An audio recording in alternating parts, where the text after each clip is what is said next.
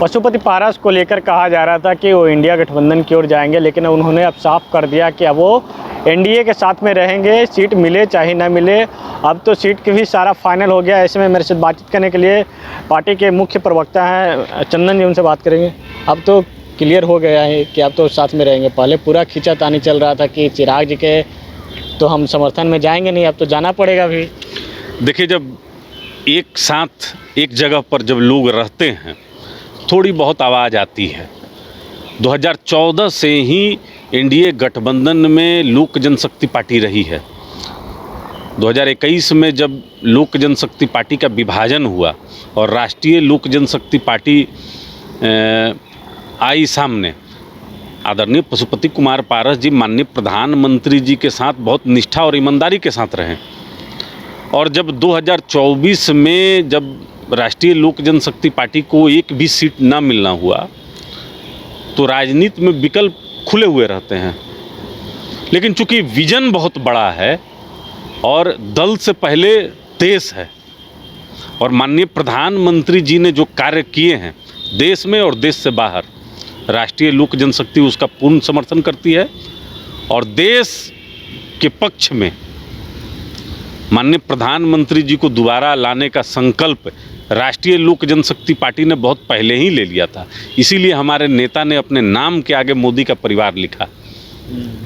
तो हमारे सामने तो पूरा राष्ट्र माननीय प्रधानमंत्री जी हैं और हमारे नेता तो बराबर बोलते हैं कि माननीय प्रधानमंत्री जी में कोई दैवीय शक्ति है, देवतुल्य हैं।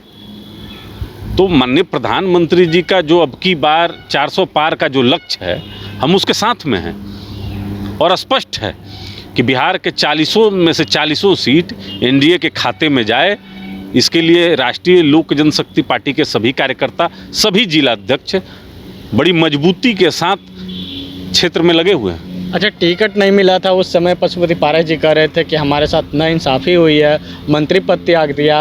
अब कौन फार्मूला के तहत उनको मना लिया गया है? देखिए, कोई फार्मूला नहीं है। हम कहें ना कि माननीय प्रधानमंत्री जी में हमको पूर्ण यकीन है और जिस अन्याय की बात हमारे नेता ने कही वह पूरे देश ने महसूस किया। तो जब एक परिवार में होता है, कोई नाराज हो जाए तो उसका मुखिया उसको मना लेता है। तो आप ऐसा समझ लीजिए कि भारतीय जनता पार्टी बड़े भाई की भूमिका में है और हमारा संरक्षण भारतीय जनता पार्टी की जिम्मेवारी है।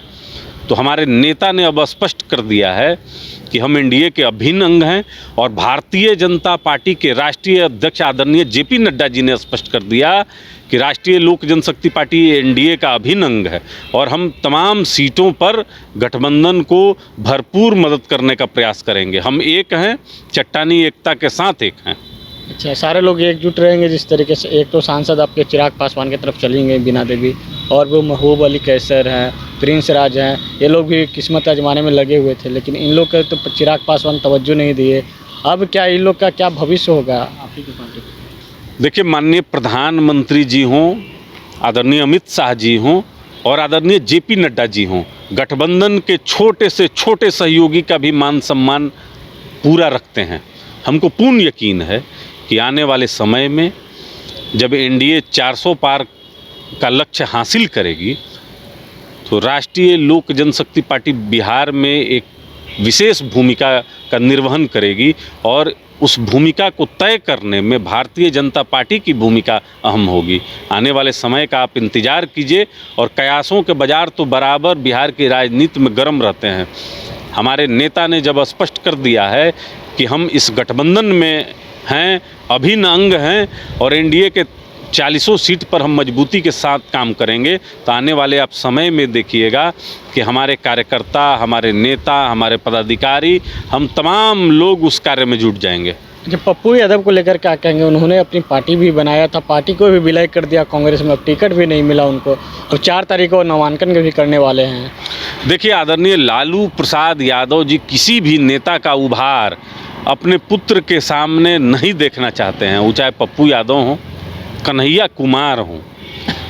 और जिस तरीके से पप्पू यादव अपने पूरी पार्टी का विलय कांग्रेस में करते हैं और कांग्रेस से आदरणीय लालू यादव जी अपने तमाम कैंडिडेट का अनाउंस गठबंधन में बिना किसी से पूछे करते हैं, तो अब हम लोग इस पर क्या कहें, उनका इंटरनल पार्ट है।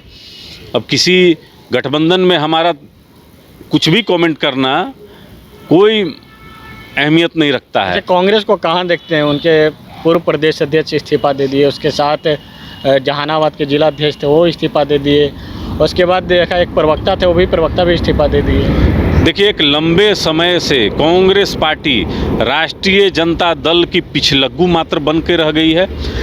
जिस दल के प्रभारी को आदरणीय लालू प्रसाद यादव जी भगचोनहर दास कहते हों और कांग्रेस जैसी एक राष्ट्रीय पार्टी मौन रह जाती हो, तो ये बहुत आश्चर्य का विषय नहीं है। कांग्रेस का 2-4 भी अगर विधायक यहाँ जीतते हैं तो लालू प्रसाद यादव की कृपा से जीतते हैं, ऐसा गठबंधन में प्रतीत होता है। अगर कांग्रेस पार्टी अगर राष्ट्रीय जनता दल से छुटकारा पा लेती तो शायद बिहार में उभार भी पाती, लेकिन अब यहाँ पर भविष्य कांग्रेस की मात्र एक पिछलग्गू पार्टी की रह गई है। इसीलिए कोई ताजुब की बात नहीं है, उनके पूर्व प्रदेश अध्यक्ष हों, प्रवक्ता हों या जिलाध्यक्ष हों, अगर दल छोड़ रहे हैं तो स्वाभाविक रूप से उस दल में उनका आदर सम्मान नहीं है, बिहारियों के लिए सम्मान नहीं है और तुष्टीकरण की राजनीति कांग्रेस को बिहार में रसातल में ले जा रही है। चलिए, थे चंदन सिंह जी। साफ तौर पर आपने सुना कि इन्होंने कहा कि जो प्रधानमंत्री मोदी का जो लक्ष्य है 400 पार, हमारे नेता उसी संकल्प के साथ जुड़े हैं और हमारे नेता शुरू से जुड़े हुए हैं उनके साथ और जुड़े रहेंगे। कोई फार्मूला तय नहीं हुआ कि उनको, जिस तरीके से खबरें चल रही थी कि राज्यपाल को लेकर फार्मूला तय है कि उनको राज्यपाल